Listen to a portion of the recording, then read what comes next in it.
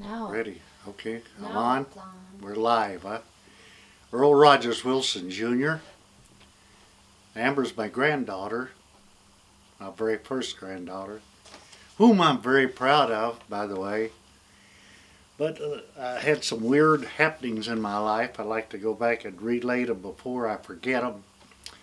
Starting when I was approximately 4 years old, I was dreaming and had dreams of floating or levitating, as some would call it.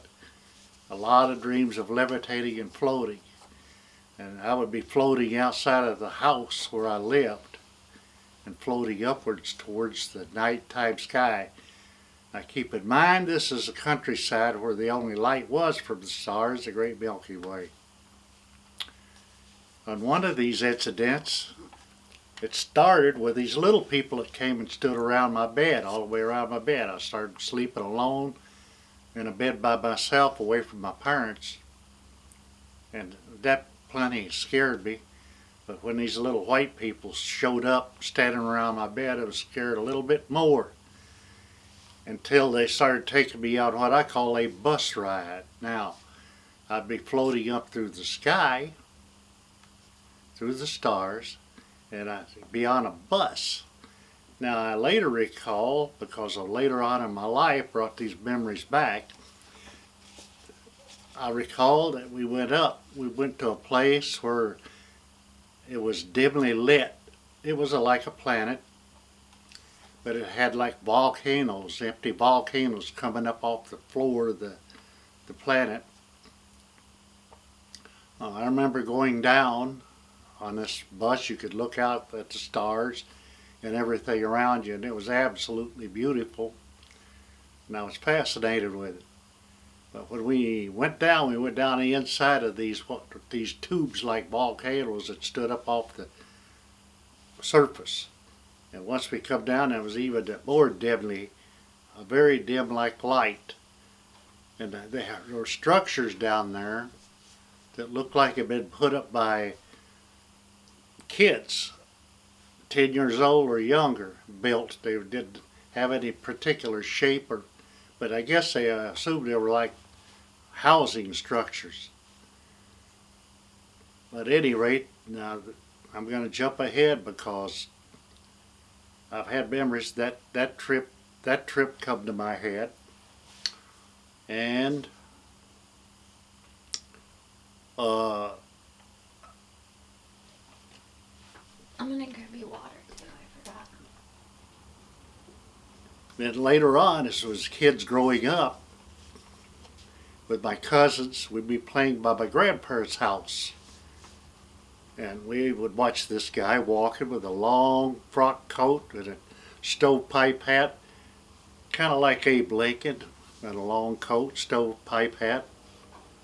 And he was always walking in the same direction along this, used to be a wagon trail across the property. And I've seen that man time and time again. He was as white could be, and he had a big white dog running ahead of him. And he's walking at a fast pace with his ancient clothing. Now, I watched this man, last time I saw him walking I was about 17 years old, and my one cousin watched him. We never thought a lot about him, never thought of ghosts or whatever. Now, moving ahead again in time, where we had moved, my dad had bought a farm. In fact, he had like 3 old farms. This is down in Kentucky. And again, I could dream of floating. I'd have dreams, and I'd be floating above by the outbuildings, the house where we lived, and I could see the tops of everything. And I'd be maybe approximately 300 foot in the air or so, and looking down on it. And that happened to me quite a bit till I was a teenager, about 15, 16, the last time that happened. But in the meantime, we lived in the country, and we had to walk out a long walk to this little town or village. Had a post office, a couple of stores, and sold gas at this one store. But so this happened on a. I'm getting too far ahead of myself. About 1953, we had some neighbors moved in. Now they happened to electricity had just come into the countryside, and they happened to have a television set, one of those old black and white jobs. And my brothers and I, we decided we'd go up, visit with them, and watch TV because we didn't have TV. I don't know if we got the electricity. We may have, but we took one of these kerosene lanterns and we was walking up across. We had to walk up a hill and across the top of the hill where the neighbors lived on another farm. Just as we got ready to walk off our property onto the other people's property, we happened to notice something, and it was actually two first would come up, and it was like a round circular ship, and it resembled those old tops you used to push the spiral thing down to make them spin, except they had a glass dome on them. Now, the first one was manned by two persons. We watched them, and another one followed them up. They happened to have a power line. That's what they were following, right above the power lines to my neighbors. Anyway, we watched them. They were wearing some kind of a blue uniform resembling our Air Force type uniforms. The only thing was these persons, they were giants. If they was 8 feet tall or 12, they looked like to be maybe 12 feet tall or taller. And these ships are huge, circular ships. The bottom had it was round on the bottom, but it had this orange light. Either the orange light, fuzzy orange light, was revolving, or the sun was going off and others coming on as it traveled. No sound, no anything. And the top of these ships was transparent. You could see inside of the very tops. And they had one of the persons sitting at the control console. The circular console went all the way around the upper perimeter. On the and I think it was the second ship that come up. The elevator come up out of the center of the thing, and another of these giant persons, he got off this elevator light, and he's walking around and looking out across the countryside with his hands behind his back. Now his physical features resembled those of those people on Easter Island. Large jaw. The Rapa Nui. Huh? The Rapa Nui. Well, I don't know what they were called, but they had Moai. square features, big, and they were giants, at least 11 to 12 feet, maybe taller. It kept us, me and my two brothers, we watched till they were going over the top of the other people's house, and we got our voice back. We began to scream. Now, as these things went, had to go up another hill. Were you trying to scream? And Yeah, we're trying to get people to come out and look at them, you know. No, we're trying to get our neighbors to come out and watch it. But we are still quite a ways from their house. They claimed they heard us screaming, but they didn't know what it was all about. So anyway, these things followed. The power lines went up over a hill to another. I don't know how far that power line went, but that's what they did. They stayed right above those power lines. Okay, now let's move ahead in time.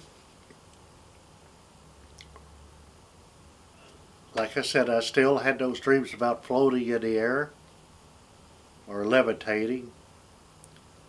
How old were you with your cousin?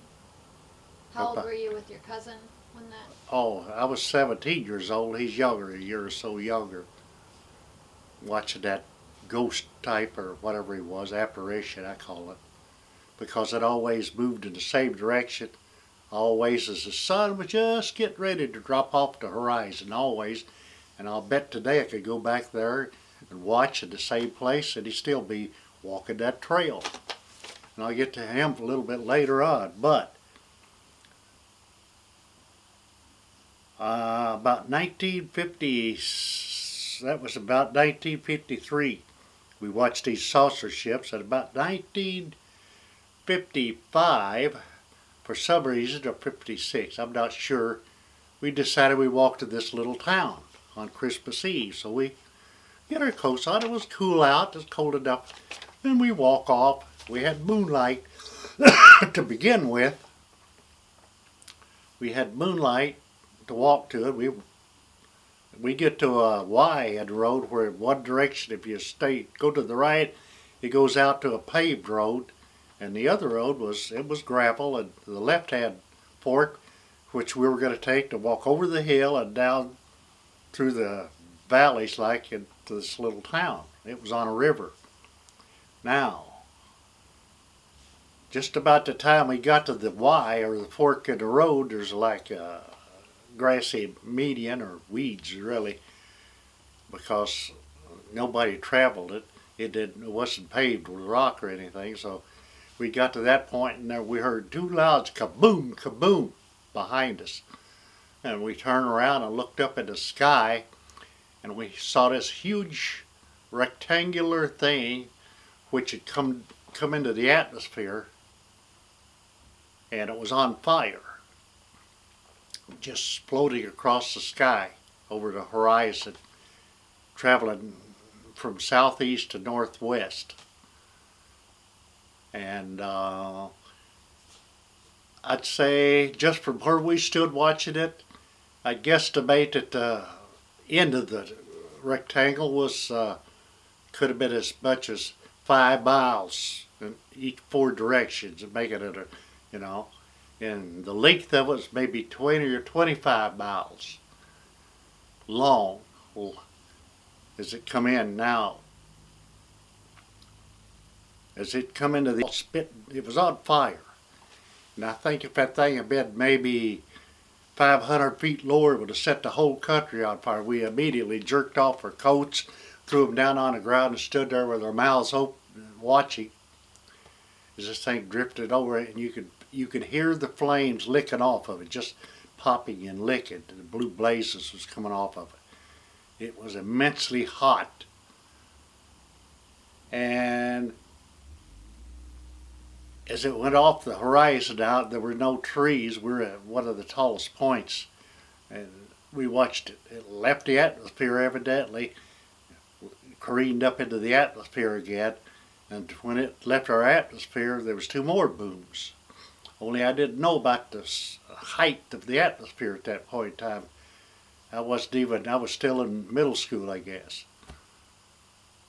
And so I didn't know, but I knew about the gauging lengths and heights and of stuff, because I worked on the farm and I helped my dad.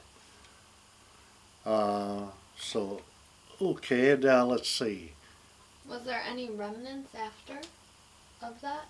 As that thing left the atmosphere, there's 2 more sonic booms, and the booms made us come up off the ground, at least 6 inches off the ground. It just popped up straight up the air and back down again with the sonic booms.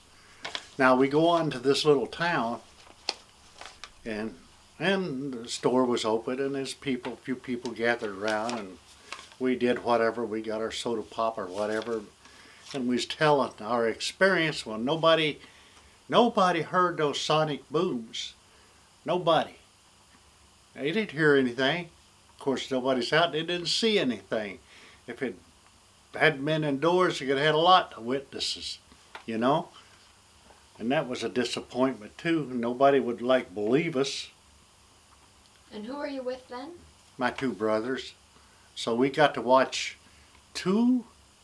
those 2 saucer ships in this huge rectangular thing, some sort of airship. We witnessed that, and all 3 of us, we witnessed this guy walking with his dog. Now going back to the guy with the dog, as my brother grew up, he said, I was coming over the hill once and I seen him coming, and I just thought I'd stop, that's my baby brother, and watch and see what happened. He says, well, I just put the car and parked. I'm sitting there waiting, and he comes out of the embankment. He kind of floats away like he's walking, but he's above, evidently, because this road he was on was a little bit lower. And that's another thing, too. The guy walked like he's walking near the surface when actually there was a wagon road cut into the hillside where he traveled, you know. And he walked as if he wasn't down in it, because it would part of it would have been invisible if he'd been walking. You know, it would have been hidden by the embankment, the grade, yeah. So he's walking as if that was a new trail. So my brother says he came down and he walked, but he's floating. Actually, he's a little higher than his feet wouldn't touch the ground because there's no ground, you know. He said he walked right through the motor of his car, the engine compartment, walked right to it, went straight across and walked through a big oak tree on the right and out of sight. And that's the last he ever saw. I could go back today, I think, and he still walks that. Were there any airfields over where you No. grew up? Closest airfield was probably Louisville. And we're over 100 miles from Louisville. I had this thing I noticed coming out of my neck, and I'd worked on the farm, and I thought I got something in my throat that was working through my neck. Started to come out, and it was sticking out of my neck. Of course, skin grew over it, and it stuck out for a long time. But again, I didn't know it was coming out, but it was there. It just sticking past the skin, like, you know. And I never did do anything about it. Now I'm going to jump ahead to 1994. I had this flannel shirt that I was real fond of, but it had a lot of wool in it. And I was wearing it. I told your grandma, I said, you know, I think I'll take a razor blade, cut that thing off. It was approximately 1/8 inch in diameter and about 3/16 of an inch long. It just grew out there in the skin. It was just, I could flop it up and down then. And what happened, I think, that wool shirt I wore, I think that wool shirt kind of sawed it off, and it vanished. I could show you the place right here, the little place where it was. It's still there. Okay, and now I'll go back to 1965, and my oldest son was about 4 years old. And we lived in East Chicago, Indiana. And a place called Sunnyside, where they had duplex houses. We lived in the middle of the block with the people on either other side of us, and each house, the house on, I think on the corner of the block there's one, and there's, you know, that's the way they were all set up with it upstairs. But anyway, he was about 4 years old, and I'm out looking for him. I hadn't spotted him. So I come out of my house and I make a left. And I walk all the way to the end of the street, or to the next street, which was Catalpa Street. And I could look up and down, and my eyes peeled, looking and looking. So I didn't see him. I turned around and I started walking back. And I'd walk past the house I live in, and almost to the house on the corner. And I saw, out of the corner of my eyes, I saw 2 figures, and I heard their voices. 2 men. I think they're young men. And they sounded young. Anyway, they appeared to be young out of the corner of my eye, just, you know, glimpse like. You catch something. Anyway, as I'm more or less looking for my son, which I hadn't found yet, looking up and down, and as I walked, I bumped into the shoulder, my right shoulder bumped this other guy's his right shoulder, because they were walking in the opposite direction from the way I was going. And we bumped shoulders so hard it spun me all the way around till I was facing the other, and I said, "Oh, I'm terribly sorry," as I watched them dissolve into thin air, both of them just evaporated in front of my eyes. One next to me was, bumped into, was a tad shorter than me, and the one to his left was my height or taller. So, And and that is something weird. they looked like human. Oh yeah, they're very human. They were human. That gets me to the point of the many dimensions of time. I think way I observe it, I think time is like what we are today is like lines on a paper. And sometimes those lines, they intertwine with each other and they bump in. That's not the first time that happened to me either. I've had other incidents where I sort of got crossed over into something else. And another, it was on the farm, one of them, and I saw stuff happening. I know it didn't happen, but it was just briefly it was there and I could see it with Do you people. think it's a willingness to see beyond like what's presented to us in this dimension, or an openness? They are, but more dimensions, because I Yeah, got could Enoch. you- Enoch, he lived a long time, and he was taken up angels, and he was showed as he said he knew as many as 7 different levels of heaven, or at least that's where they took him. They taught him math. They taught him. They educated him, you know, and they kept him there for a long time. They took him when he was kind of young, and he brought him back, and he's supposed to have taught all this stuff that he'd learned to the people on the earth, which I suppose he did, the writing and all that good stuff, math and writing and the languages and how to keep track of stuff. But okay, now what have I got here? And I watched, me and my son was laying out on, boys were laying out on the deck, had a swimming pool in the backyard. We were laying out, and I'm looking over at the eastern part of the sky. I'm laying there, and I said, there's 4 stars. If you drew a line from one to the other, they make like an elongated diamond. And I seen that a couple times in my life. Once in Kentucky, and I told my mom, said, every time I see that, I get the weirdest sensation that I've been there. You know, it's just like I've been there before, you know. Now getting back to that about the aliens, I didn't even get to the last time I come. Oh, I had somewhere between I think it was bang. How come I didn't put it here? On my 50th birthday, my mother and dad was visiting. No, it's okay. They were visiting. They were sleeping in the back room. My oldest, your Uncle Roger, was sleeping in the rear bedroom. And me and your grandma was sleeping out here on us in the front bedroom. And my 50th birthday, or no, that was my 49th birthday. I bought the camera from a 49th or 50th. I think it was my 49th birthday. Anyway, something caused me to get out of bed. I just wearing a pair of shorts, underwear. And I get out of bed, I walk down the hallway, walk into the kitchen area, and that door, kitchen door, I had a glass in the middle of the door, up at the top of the door, glass, and had curtains closed on them. I don't know what possessed me.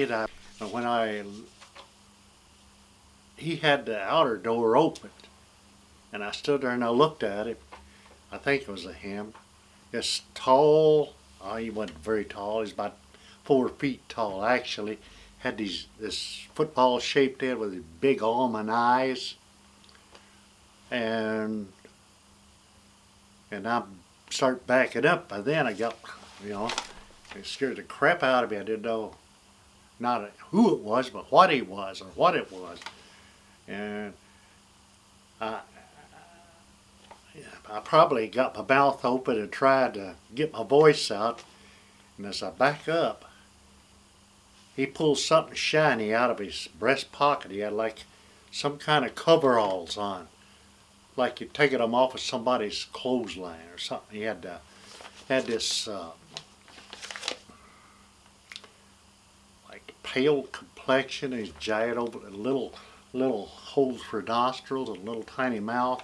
And I didn't see ears. And I don't know if he had 3 fingers or 4, but he pulled this shiny thing from the breast pocket and holds it out towards me like so. And when that happened, when he did that, my feet flew up off the ground and I was floating on my back, looking up, and had my hands down to my side, and I'm hollering and screaming, "Somebody help me, he's taking me, he's taking me." I thought I was hollering. I tried to scream. Maybe it was no noise coming out, but he floated me. And when I got about halfway through the door, before my waistline went through the doorway, everything was black. And when I become awake again, I was laying on this oval table, and it was like translucent lighting in the table itself, and around is a band of dark with these translucent circular aluminum lights at it. And I looked up, it had the same thing right above me, like a light. It was light, Like a but it's surgery dim like center? light, huh? Like a surgery center or something? Well, it was oval, same shape as what I'm laying on, but it was right above me, and the black band so far went around it with circular, whatever, that illuminated, but it's not real good illumination. It's like somebody's 15-watt night light, really. But it was like the light was shining through stone or something, like, you ever see those lights in some hospitals got it, where they got a light behind this hollowed out piece of marble or quartz or something like that? It was more like that. And they were doing things. They'd take my feet, they'd twist my legs and twist, and arms and hands. They were manipulating all parts of my body, and they turned me on my side. They was jabbing things in me, and they jabbing things into my back, doing all sorts of painful jabbing with stuff. And I thought, I was saying, "Who are you? What do you want? What are you trying to do?" and all this. And of course, and they seemed to have these long, like a lab coat, but it come up to under your chin with the collar up, like this. And always up to your chin, and they just sort of a low mumbling sound. They were communing with each other, but nothing I could understand, and some kind of strange language. But when I come to my senses again, or was awake back in this world, I was sitting on the side of the waterbed in there, and I'm rubbing my hip, and I says, and I could look, there's blood all over my hand. It's on my hip. In my back, I had these 3 holes. One of them was a little larger than my little finger than 2 smaller ones. You could stick a small ink pen into it, and a larger one you could stick some of these ink pens. It looked like halfway through the hole was big enough, right in my lower spine. And boy, I got over that. The only people I ever told about that was my dad and mother and Roger. I never told it to anybody for a very long time. Then about 1994, this thing that had come out of my neck, this capture or whatever, where they took me, was in the 80s, I believe, late 80s. But that now, this thing is gone out of my neck, this little thing. And I think that's how they find you. There's an implant or something like you do for a dog so you can find an animal. So this, because I've seen my neighbor come across the street, Schroeder, and he's hollering at me one day. It was in the 90s for him to come out or turn the TV on to certain, and they were showing different people have been captured or abducted, I guess, and taken aboard these crafts someplace and experimented with. And I thought this thing might have been some kind of realistic nightmare after I had all this blood and stuff. I didn't know what to think. So, but I think it was for real. Now, it's happened to so many others, so. But they can't find me anymore because I lost that little thing is missing. Do you think that was implanted when I was a child, real young, me. probably 4 or 5 years old. First time they took me. And as I grew and grew and grew, it began to come out, work its way out. In fact, I guess it grew out in 1994. I think that shirt with the wool shirt, rubbing it, cut it loose. I never did find it. I was going to take and cut it loose. But she said, "Oh, you don't want to do that." I told her what happened to me, and when I come back, was sitting on the side of the bed. She said, she looked raised up, "Where'd all that blood come from?" And I proceeded to tell her, and she, for some reason, says, "I don't remember it." Told them parents. Mom said she kind of remembers it, and she's 95 years old this past January. My dad's deceased, so he probably remembered it too. He had a good memory before he got sick or had his stroke. So that pretty much covers it all. So I think when people say, "Are we alone? Are we alone?" No, we're not. We're not alone. We have never been alone. Those characters, I think some of them may very well be the sons of God that was kicked out of heaven. They're not desirable to be messing with, some of them. But, when they got that technology over you, ain't much you could do, Oh, one more thing too. When she was expecting Roger, we're living in Whiting, Indiana. We had an upstairs apartment. To go to the bathroom, you had to come out of the bedroom, walk through the kitchen, walk out onto a landing, like to go downstairs one direction, and the bathroom was to the left. And that's what I did. I get up one night to go use the toilet. And when I started back, I come back through the kitchen door, I looked. And beyond the kitchen was a living room. And to the left of the living room was another bedroom. And it was an attic apartment where the ceilings come in like. And I see a figure of myself fully dressed, wearing my clothes, standing at the door, holding it open, looking inside. The only thing inside that door is my son's bassinet, which he hadn't been born yet, Only thing in there. But there it was, and I stood there with my mouth open, unable to take in what I'm looking at, and then it blipped. It just went, But I've had 2 different other people tell me I had a double walking around, and one of them said here in Hammond had a double that they said he looks exactly like this dude lives next door to your friend over here. And I never met the person they're talking about. But I think what they did, I probably do have some clones. I probably do. I've been accused of being one place when I wasn't. I was in another place. Unless I'm a clone. I hope I'm the real McCoy. Yeah. I wouldn't know if I'm the clone or not. Because they have by memory, a clone would, you'd think. I don't know. Yeah, I mean, you figure, I guess, theoretically, if one were to create another Duplicate? being, they would try to give them some context for a story of a life, right? To have answers and, fit into society and have a history and I got a lot of theories on life.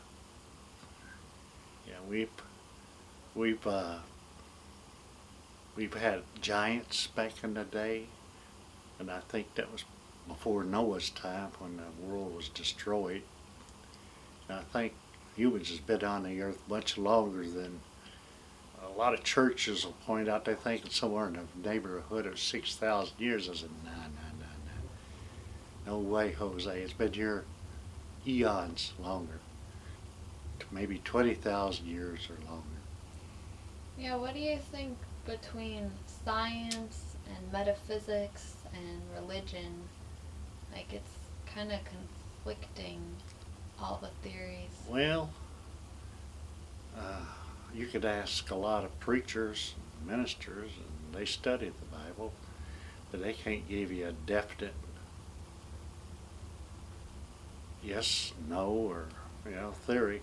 I got a lot of theories, but I mean, I have no way to prove them. Let you record them before they leave. There's probably a few up. Did you find Uncle Roger the day you were looking for him? I don't remember. I must have, but I had to have. He's still with us. Yeah. So he wasn't lost forever. But they called it Sunnyside, and all the kids in the whole neighborhood was out playing all over. You never knew who they buddied up with, and he was big friends with the ones that lived straight across the street. Dave Bensinger's twins. He had a younger guy, younger than the twins, but David, Dale, and Darren. Darren was younger. Then they had a girl older than the three of those boys.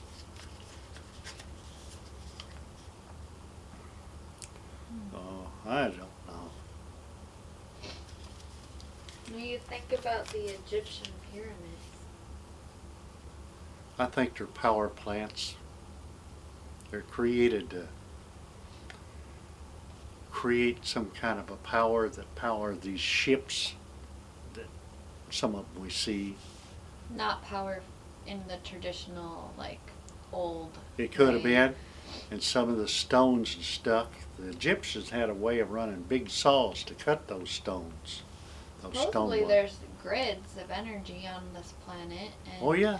there's points that have like specific coordinates that if are aligned, maybe they tap into that energy, and it's a natural occurring energy. Some guy was watching, he found these somewhere in the desert in the Mideast, like a bunch of parallel lines below, and they radiated a form of energy.